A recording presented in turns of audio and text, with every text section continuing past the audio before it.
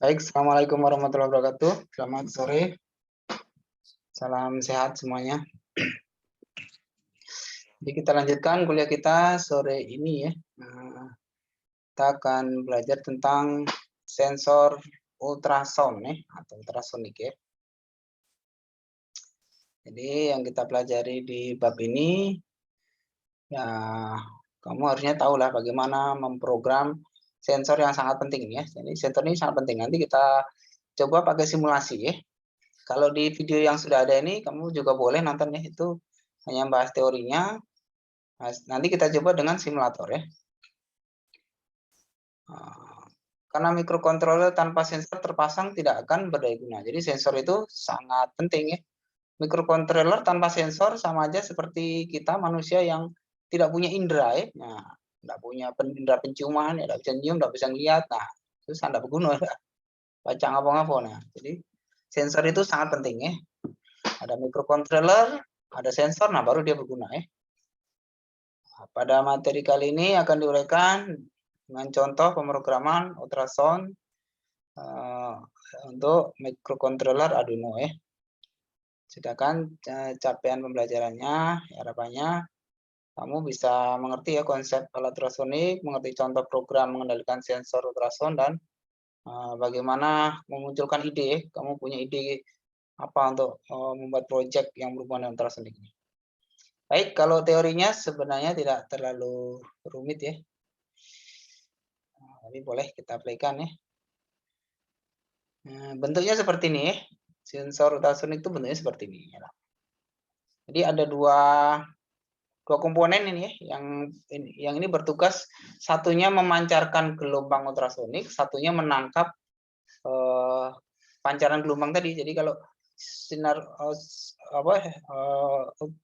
gelombang ultrasonik itu kalau dipancarkan, kalau kena benda dia mantul ya. Apalagi benda padat, dia akan mantul ya.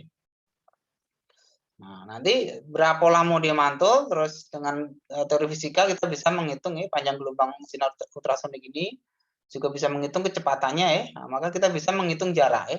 Jarak antara posisi ultrasonik ini dengan benda yang memantulkan gelombang ini gitu ya. Sensor ultrasonik merupakan alat yang bisa digunakan ya untuk mengukur jarak suatu benda dengan menggunakan gelombang ultrasonik. Nah, menggunakan transducer untuk mengirim dan menerima pulsa atau sinyal ultrasound. Nah, jadi ini ya. Sebenarnya speaker nih ya, speaker tapi ukuran mikro gitu ya. Jadi manusia tidak bisa mendengar suara ultrasonik ya. Karena dia frekuensinya di luar jangkauan telinga kita ya. Tapi beberapa binatang dia bisa dengar ya. Contohnya kelelawar ya. Jadi kita nggak, padahal sebenarnya berisik ya. Yang dikeluarkan oleh sensor ultrasonik ini berisik sebenarnya. Tapi karena kita nggak dengar, jadi dia di luar jangkauan telinga kita ya untuk mendengar sinyalnya, maka kita nggak dengar gitu ya. Nah, gitu. Cara kerja sensor ini caranya dengan mengirimkan gelombang suara frekuensi di atas jangkauan pendengaran manusia. Nah, jadi di atas ya, frekuensinya itu tinggi ya, di atas frekuensi didengar manusia ya. Transducer sensor bertindak sebagai mikrofon untuk menerima dan mengirim sinyal ultrasonik. Nah, jadi gitu ya. Nah, mau diklik sini bisa. Ini kamu bisa dulu bisa ya slide-nya nih ya. Bisa kamu pelajari lebih detail. Terus fungsi sensor ultrasonik ini ya, pertama sebagai sensor jarak, jadi bisa mengukur jarak dan biasanya bisa diterapkan pada berbagai microcontroller ya, di Raspberry bisa ya, ARM, PIC, Arduino, BeagleBoard dan terusnya ya. Sensor ultrasonik mengirimkan gelombang suara ke arah target dan akan menentukan jaraknya dengan mengukur waktu yang dibutuhkan. Nah, jadi di perangkat sensornya itu sudah ada IC-nya ya, yang dia akan menangkap berapa jaraknya itu ya, terus lalu dikirimkan di jalur digital, dan nanti bisa dibaca oleh microcontroller. Sensor ini merupakan elektronik yang akan mengukur jarak suatu target dengan memancarkan gelombang suara. Gitu. Terus apa lagi yang penting aja ya. Oke, geser lagi. Bagian-bagian pentingnya, nah jadi ada beberapa bagian ini sensor ultrasonik ya. Ini mungkin nanti muncul ya di soal MIT kali ya.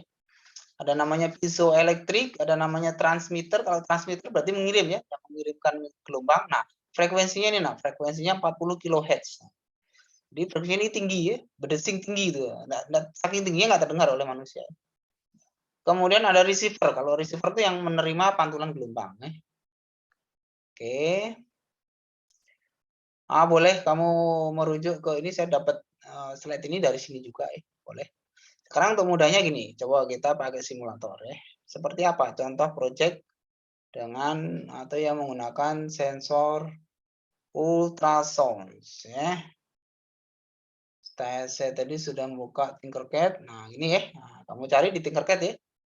Kau ketikkan aja di menu pencarian itu keywordnya ultrasonic. Nah, pasti nanti muncul di antaranya ini ya. Nah, ini ada project ya. Nah, projectnya lumayan nih, lumayan keren lah ya. Ini bisa untuk mengukur jarak ya. Jadi kalau kamu mau mengukur jarak antar dua titik, atau yang penting ada penghalangnya ya, di ujungnya ada penghalangnya ya. Itu nggak perlu pakai penggaris sekarang ya. Kamu bisa pakai sensor ultrasonik ini, terus hasil bacaan jaraknya itu muncul di displaynya ini. Nah, di LCD-nya keren ya. Ini bisa kamu tiru, ini project ini simple ya, tapi bisa kamu tiru, bagus nih. Nah, codingnya seperti ini codingnya ya. Codingnya kita lihat ya. Jadi karena ini ada LCD kristal, maka dia butuh paket liquid kristal ya untuk mengaktifkan LCD ini ya, bisa di-coding ya. Terus trigger pin. Nah, trigger pinnya itu untuk pin 9, kita lihat ya. Pin 9 ini dipakai untuk membaca data dari sensor ultrasonik ya. Nah, jadi dia akan ngasih jaraknya langsung ya, jaraknya. Iya, atau lamanya ya, lama gelombangnya itu ditangkap itu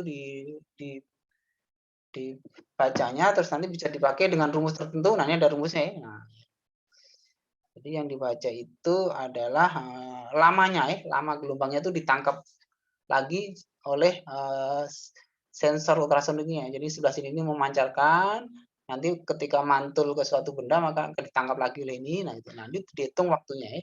Itu dibaca di pin 9. Kemudian echo pin. Nah, echo pin di pin 10. Nah, jadi ini untuk membaca kapan dipantul, kapan dipancarkan, kapan diterima, gitu ya. Pin 9 dan 10 ini. Gitu, terus, nah kita lihat algoritmanya ya. Nah, ini algoritmanya nih. Jadi saat bacaan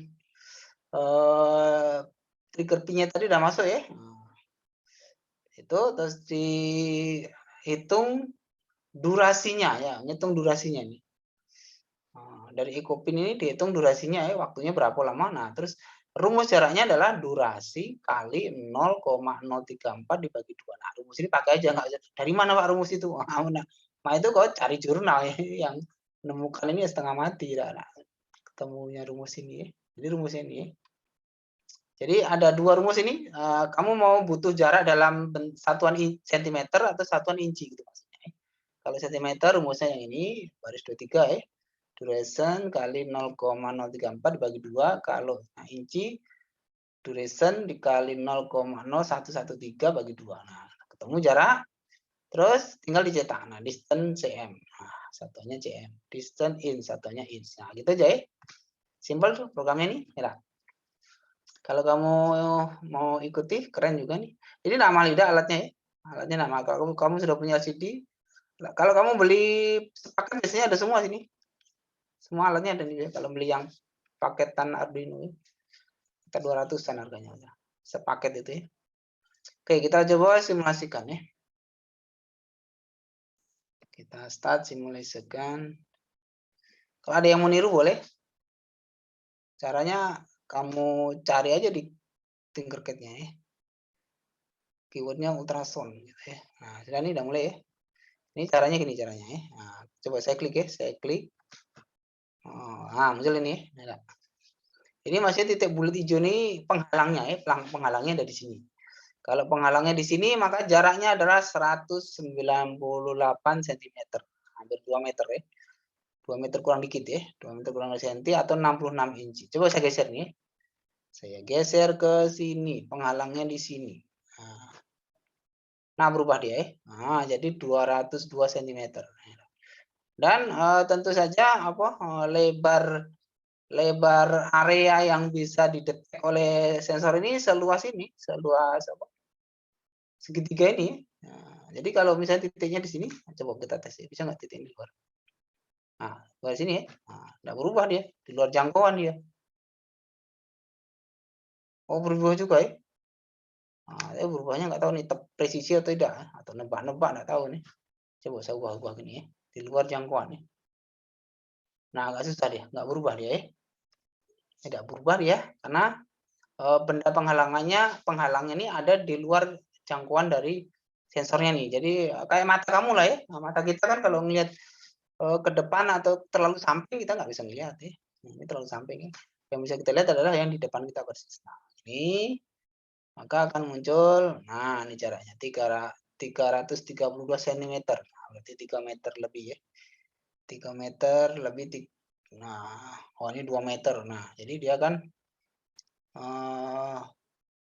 mencari titik yang stabil dulu. Jadi yang setelah pantulannya ini stabil, baru dia muncul displaynya yang benar ya, jaraknya yang benar ya. Oke, distance itu jarak artinya ya. Oke, sampai di sini ada pertanyaan? Simpel aja kuliahnya ya. Kalau ada pertanyaan boleh atau ada ya? Yohanes Pak, ini Pak mau nanya Pak, mungkin masih sangkut juga dengan kayak satuan bakuan untuk rumus di ultrasonik dengan yang sensor lainnya Pak. Oke. Kan di internet itu kan banyak Pak referensi mengenai kemarin salah satunya contoh untuk sensor suhu kan Pak. Iya, Di iya, situ iya. ada berbagai contoh untuk rumusnya Pak. Jadi Iya, iya. kayak nggak ada satuan bakunya itu Pak. Kira-kira untuk penilaian untuk input si rumus untuk sensor itu gimana ya Pak? Karena kan berbeda-beda itu Pak, setiap referensi link-link di internet Pak. Oh, maksudnya kamu dapat referensi lain yang jaraknya lain gitu, rumusnya lain gitu? Iya Pak, jadi hasilnya pasti beda Pak. Jadi kayak nggak Oh, valid itu ya yang caranya di mudah. realnya Pak. Kalau kamu nak praktek itu, bawa dipraktekin, terus diukur jarak manualnya, mana yang manual kita itu. Ya, ya memang Berarti kadang ada algoritma yang dia nggak presisi kadang. Namanya temuan manusia kan boleh. Kamu bikin penelitian itu bisa loh, caranya penelitian kamu tuh meneliti apa yang sudah dibikin orang lain tapi ketemu hasil lain, nah gitu, nah boleh. Jadi kan hasil dari penelitian itu boleh memperkuat penelitian orang lain ya. Bisa juga mematahkan ya, atau membatalkan penelitian orang lain boleh. Nah, gitu. Jadi kalau mungkin kamu mau riset, mana coba rumus yang paling presisi untuk menghitung jarak ini? Ya boleh kamu lakukan percobaan ya. Dengan alat sensor yang tipe ini hasilnya seperti apa. Nanti sensor yang model yang lain lagi, mungkin ada beberapa jenis sensor, kamu browsing aja gitu ya. Kamu ukur nih jaraknya, mana yang presisi. Bisa itu ya. Boleh jadi bahan riset itu. Gitu? Oke, paham Pak. Jadi bisa di riset ulang ya Pak untuk hasil dari setiap referensi itu ya. Iya boleh. Jadi ya kalau kamu pengen tahu mana yang benar, yang presisi, ya kamu coba saja kamu coba jadi project ya, project kamu coba nian ya, dirangkai ikutin nian, terus coba untuk mengukur jarak nian ya. Itu bandingkan dengan hasilnya kan, bandingkan dengan itu boleh. Jadi memang kadang project satu dengan project lain, bahkan hasil riset orang yang sudah di jurnal pun bisa itu kita batalkan, bisa kalau memang penelitian kita lebih presisi gitu kan. Gitu caranya. Oke Pak, masukannya Pak. Oke, silakan.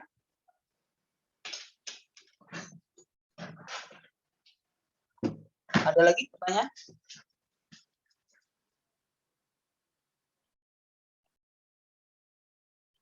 Silakan kita diskusi aja. Atau ada yang mau presentasi coba?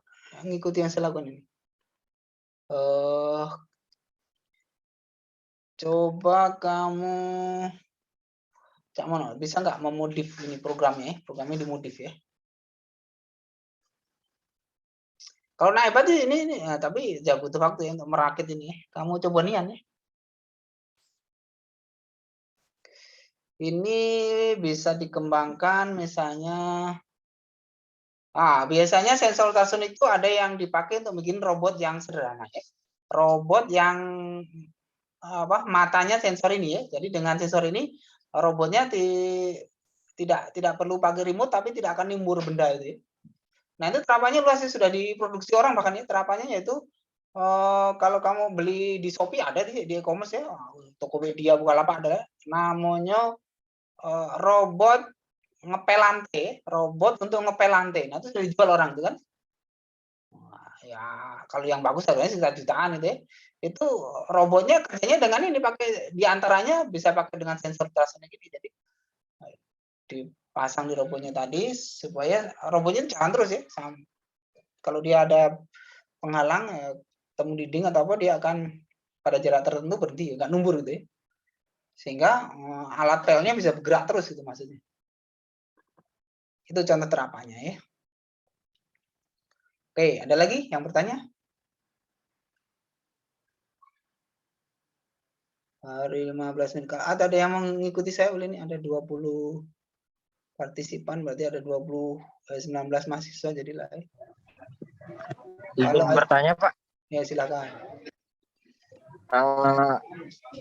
Kalau dimasukin kode kalibrasi itu kayak mana, Pak ya? Misalnya kan ada yang di tombol terus kalibrasi jarak sekian.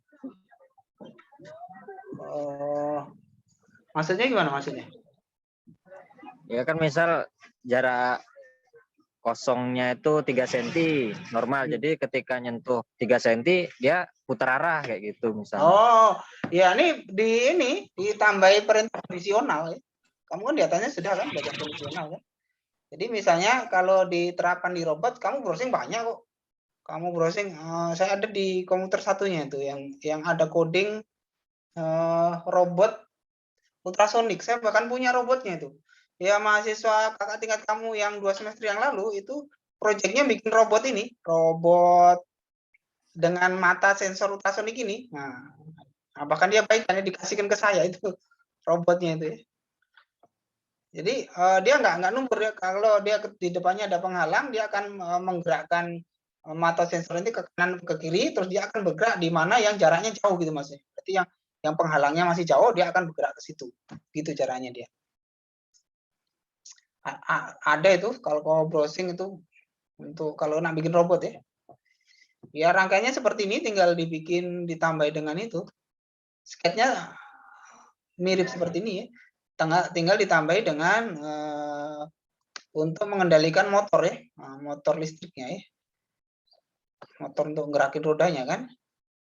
Nah, kalau motor kamu butuh komponen motor servo shield ya. Motor shield itu untuk mengamankan arus yang masuk ke motor itu, karena motor itu kalau berputar dia bisa menghasilkan medan dan arus listrik kan, jadi ada pengamannya di itu kalau mau memprogram motor ya. Oke, gitu. Jadi ini sangat ini masih sangat simpel ya contohnya. Kamu bisa dioprek ya, dimodifikasi untuk kepentingan apa ya. Kalau untuk kepentingan robot tadi, jadi jarak ini kalau dalam prakteknya kan kamu bisa nyoba itu, kamu puter-puter ini ya, nanti akan beda di angkanya yang muncul. Kalau penghalangnya jauh ya muncul angkanya jauh, jaraknya distance-nya jauh ya. Kalau penghalangnya dekat dia akan itu kan. Jadi kalau mau dibuat untuk sensor robot ini, kamu butuh motor servo untuk menggerakkan ini ya sensor ultrasoniknya ini seperti mata ya, bergerak ke kanan ke kiri gitu ya. Terus butuh 4 motor ya, atau pakai 2 motor juga bisa kakinya ya kalau mau menghemat motornya. Nanti kalau belok kanan caranya motor sebelah kirinya bergerak, sebelah kanannya diam, nanti akan robotnya membelok ke kanan gitu kan. Kalau penghalangnya jauh, dia matanya itu sensornya ada ke depan jauh, maka dia akan bergerak maju terus itu kan robotnya. Nah, gitu. Nanti dipadukan dengan sensor panas kemarin juga bisa nih, keren. Kita udah nyoba ya. Oke, ada lagi pertanyaan? Oke, ya Pak. Terima kasih Pak. Oke. Kalau ada pertanyaan lagi boleh, atau ada yang mau mempresentasikan? mengikuti apa yang saya lakukan ini boleh. Ini saya stop simulation. Nah, syukur bisa memodifikasi ya. Bisa modif. Coba siapa yang mau presentasi? Ada nggak yang ikut saya? Oh, ini tinggal 18 yang ikut. Nah, sudah lanjutlah ya. Baik, kalau tidak ada yang mau presentasi, kita lihat sekarang tugasnya. Apa ya tugasnya ya? Kita lihat. Kamu mau nonton video yang kuliah saya sebelumnya juga boleh. Tenaga pengetahuan ya. Buatlah topik diskusi. Oh, cuman ada forum, nggak ada tugas ya. Kamu senang forum apa senang tugas ya? Kalau aku perhatikan di dua-duanya ada yang nggak aktif dua-duanya. Ini kayaknya yang aktif itu masih cuma separuh nih pas ini. Salah lah, pokoknya kamu aktif. Jelek-jeleknya kamu tuh galak nonton videonya ya. Jadi amun pakai Zoom, saya ini sinyalnya susah Pak. Nonton videonya paling enggak ya. Amun semua link enggak dikliki semua ya susah kamu udah menilai bagus enggak ya. Nah, lulus sih lulus lah ya. Tapi enggak bagus nilainya, jangan tak bagus kalau malas kuliah ya. Mana coba? Tadi saya ngeliat. Oh, ini nih. Hasil kuis yang kemarin ya, hanya diikuti 35 mahasiswa. Nah, sudah jadi lain. Ini hasil kuis yang terakhir ya. Oh, masih ada yang hancur nggak nilai kuisnya ya? Hari ini nilai kuis kamu bagus ya. Kalau hanya kuis ya saya kasih kesempatan boleh. Tapi kalau UAS nggak bisa loh ya. UAS nggak bisa ya. Kalau UAS itu kan waktunya dibatasi oleh kampus ya. UAS itu dosennya hanya dikasih waktu seminggu untuk langsung mengentri nilai. Jadi tidak boleh UAS tak ngulang Pak ya, mana boleh lah. UAS nggak ngikut sudahlah tuh. Nah ini ada dapat 70, 66 masih ada yang jeblok dapat 44. Nah lajulah dikasih kesempatan ya. Tapi nanti saya lihat yang kuis sebelumnya kalau nilai mana yang lebih tinggi ya. Nah ini 81 nih. Apa 81? Berarti bagus kan? Soalnya tidak sulit maksud saya. Nah, tapi masih ada jeblok lagi 40 dapat. Nah, lajulah. Dapat 13. Nah, nilainya 13. Ini enggak jawab soal ini. Wah, 100. Nah, hebat. 100. Tidak ada soal yang sulit yang saya bikin ya. Tadi yang dapat nilainya jeblok tadi, nah ini dapat 40 ini lihat, ada yang dapat 100 ya. Jadi ya kamu prihatin lah ya, yang dapat lagi. Aku temen aku dapat 100, aku dapat 40 ya, dapat 1 kan tadi. Nah, lajulah ya. Nah, jadi hasilnya sudah lumayan. Grafiknya ada nggak? Kok grafiknya nggak muncul ya? Grafiknya nggak muncul ini. Harusnya muncul ini. Coba saya kecilkan ya. Oke, itu hasil kuis kamu. Nah, jadi kamu sudah tahu lah model ujiannya ya. Mungkin sebentar lagi kita meet ya, karena ini hanya 2 SKS, jadi 14 pertemuan sudah UAS mestinya ya. Jadi kita lihat situasi kondisinya ya. Kita lihat sikonnya ya. Awal Januari gitu UASnya ya. Mohon keluar jawaban deh. Ini apa nih? Kok keluar jawaban dia? Mudah-mudah soalnya kan. Bahasa sih mudah-mudah soalnya. Masih ada yang gagal. Ngapa kamu yang gagal itu? Sayang ya, kamu sudah ambil kuliah ya harus yang baca lah ya. Kira-kira nonton videonya mestinya bisa jawab soal kalau jangan nonton videonya ya. Oke. Mana coba ada nggak? Nggak ada grafiknya. Harusnya muncul grafiknya ini. Grafiknya akan saya pakai untuk menganalisa ya. Apakah ujiannya sudah berhasil atau belum? Nah, tapi jadilah sudah ya. Pokoknya kuisnya sudah cukup ya kamu. Ada yang sudah berhasil dapat 100 berarti soalnya nggak sulit gitu ya. Masih ada yang ngeluh kamu, wah susah nih soalnya Pak Eri. Tidak susah, buktinya ada yang dapat 100 tidak. Berarti soalnya tidak sulit ya. Tentu harus belajar ya. Tugas mahasiswa itu belajar. Belajar itu mana Pak? Belajar itu membaca buku ya. Baca belajar. Aku ini males baca, Pak. Nah, sekarang kalau mau baca, nonton videonya. Ya. Jadi yang punya kuota itu jangan cuma dipakai untuk nonton video update status yang nggak jelas itu ya. Kali-kali untuk nonton video kuliah ya. Biar pinter kuliahnya ya. Oke, ada lagi pertanyaan atau dia mau presentasi? Kalau tidak, silakan. Mungkin minggu depan ini. Kamu lihatlah kapan ujian meet-nya ya. Minggu depan ya siap-siap lah ya. Oke, sampai ketemu di kuliah berikutnya. Masih ada 18, 17 mahasiswa yang mana deh.